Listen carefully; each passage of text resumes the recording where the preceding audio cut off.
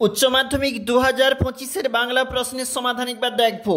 টাকাটা ড্যাশ দিয়ে আসতে হবে, কোথায় দিয়ে আসতে হবে? উত্তর হবে রিলিফ ফান্ডে। মৃত্যুঞ্জয় কোথায় এসে বসলো? ঘরে। ভাত খেয়ে দেহে শক্তি পেলে উৎসব কি খুঁজে বের করবে? বাধাটা। পরের প্রশ্ন দেখো, বুড়িকে হরিবল বলতে শুনেছিল নকরি নাপিত, এতক্ষণে মুখ খুলে বলল বুড়িমা তুমি মরনি, বলেছিল চৌকিদার। সত্য কঠিন বলে কবিতাকে ভালোবেসেছিলেন। পরের প্রশ্ন, কিসের মতো লাল আগুন? কিসের মতো লাল আগুন? মোরগ ফুলের মতো। আমার ক্লান্তির উপর ঝরুক, কি ছড়ার কথা বলা হয়েছে? মহুয়ার ফুল। গাছগুলো বসাও, কোথায় বসাতে হবে? বাগানে। নিহত ভাইয়ের শবদেহ দেখে কবির মনে জেগেছিল ক্রোধ। পরের প্রশ্ন দেখো, সে অভিনয় ভঙ্গির বহুল ব্যবহার, কোন অভিনয়ের কথা বলা হয়েছে? কাবুকি থিয়েটারে।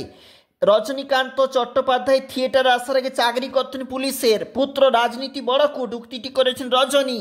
ভারত জয় করেছিল তরুণ আলেকজান্ডার। বলি কান্থারি তিনবার ফিরিয়ে দিয়েছিল মর্দানাকে। বাংলা গানের সঞ্চারী প্রবর্তন অমর কীর্তি রবীন্দ্রনাথ ঠাকুর। সহজ পাঠ গ্রন্থের অলঙ্করণ করেছিল নন্দলাল বসু।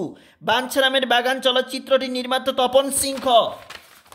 নিউক্লিয়ার তারপর দেখো, ইনস্টিটিউট অফ নিউক্লিয়ার ফিজিক্স গড়ে ওঠে যার প্রচেষ্টা মেঘনাথ সাহা।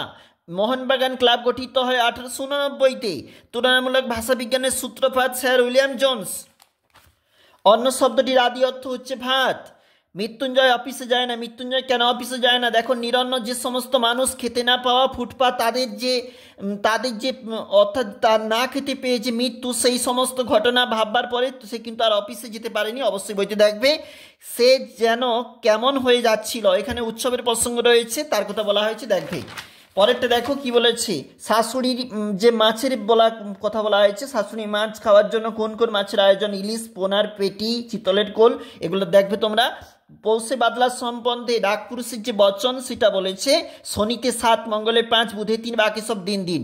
কবি রূপনালয় কুলে জেগে উঠে কবি কি উপলব্ধি করলেন? এই জগৎ স্বপ্ন নয়, সত্য কঠিন, সে কখনো করে না বঞ্চনা। দেখো, এসেছে সে ভোরের আলোয় নেমে। কে নেমে এসেছে?